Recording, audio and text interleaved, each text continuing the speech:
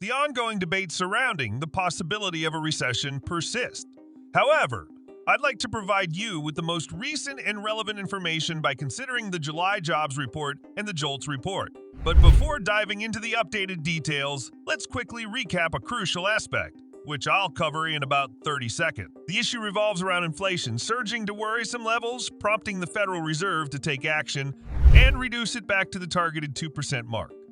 Their approach has been to increase interest rates, which has been underway. Presently, wages are growing at a pace exceeding 2%, which is contributing to the broader inflation picture. The Federal Reserve's strategy involves reining in the labor market to slow wage inflation, a move that hinges on potentially stalling the economy and raising unemployment levels. With this understanding, let's proceed to the data from July and observe how the situation is evolving. The recent release of the July jobs report by the Labor Department provides insights into the employment scenario. The chart spanning across 2021, 2022, and 2023 displays the monthly addition of jobs. In July, the U.S. economy witnessed the inclusion of 187,000 jobs, leading to a decline in the unemployment rate to 3.5%. This data presents a positive picture of job growth, albeit with a downward trend becoming evident. Notably, the gains made in the last 2 months mark the lowest in the past 3 years. An interesting aspect to consider is the composition of these gains. Among the 187,000 jobs added in July, roughly half originated from the healthcare sector. However, it's essential to also take into account the job losses observed in sectors such as professional and business services, transportation and warehousing, as well as the information sector. This situation emphasizes the sector-specific nature of the current job market dynamics. So if you hear reports of robust hiring in the healthcare field from acquaintances, that's likely accurate. Conversely, if someone you know in professional services mentions layoffs, that could also be true. The variance depends on the specific sector under discussion. Now, shifting our focus to additional information from the jobs reports. It's worth noting that there was a reduction of 22,000 temporary jobs.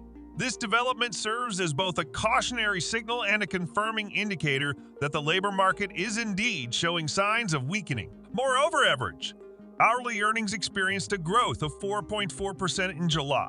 This figure, according to the Federal Reserve, is deemed too high as their aim is to bring it down to a 2% level. Adding to the situation, Americans worked fewer hours on average, with the average weekly hours dropping to their lowest point since April 2020. Having discussed the jobs report, let's now delve into the JOLTS report, which stands for the Job Openings and Labor Turnover Survey.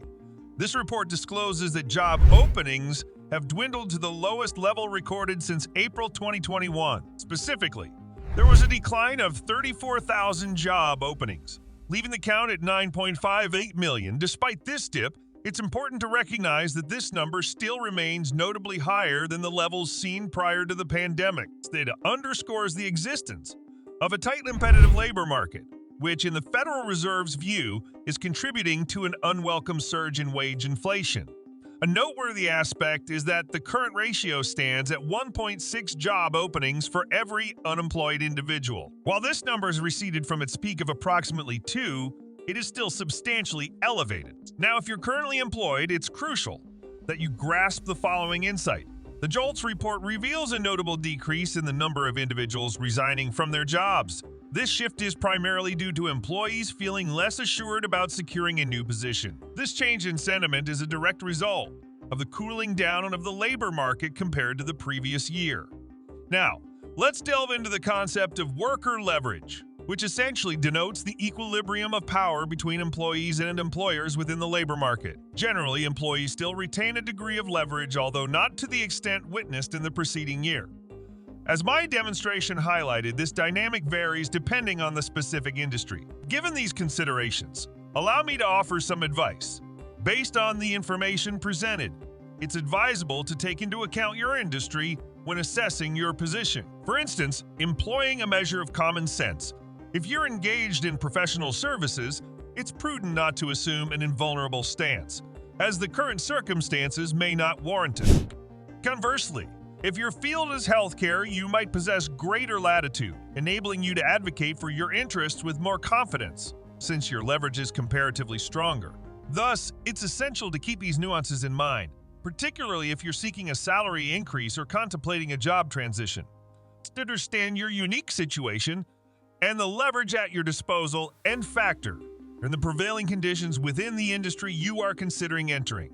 With all of the preceding points considered, I invite you to share your thoughts in the comments section below. Feel free to express your perspective. Now, I'm going to provide you with insights from economists in various institutions. As I mentioned earlier, opinions on this matter are quite diverse. As you observed, the decline in jobs added has been noticed by numerous economists who contend that this trajectory aligns with the anticipated course. According to this viewpoint, we are progressing toward a soft landing scenario, wherein the labor market experiences a controlled deceleration. This interpretation is supported by the economist Derek Tang from Meyer, who noted the gradual and controlled nature of this decline. He compared it to a Goldilocks situation, not excessively hot or cold, in line with the Federal Reserve's outlined plan for a soft landing. Tang also suggested that the JOLTS report served as a validating factor for this perspective. However, opinions on this topic are not uniform. They span a wide range. Joe Davis from Vanguard holds a contrary view, forecasting impending job losses for Americans, a scenario that could disrupt the no recession narrative. Notably, a substantial number of major banks share this view, projecting unemployment rates surpassing 4% within the next year. Bank of America goes so far as to predict an imminent recession.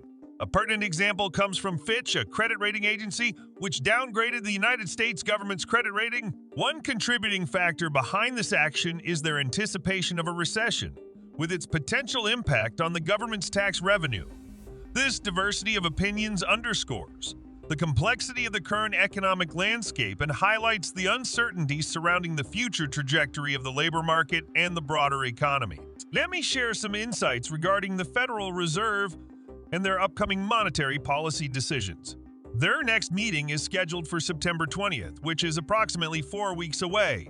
During this meeting, they will deliberate on whether to implement an additional 0.25 interest rate hike or not. Their decision-making process hinges on data analysis as they're driven by data dependence.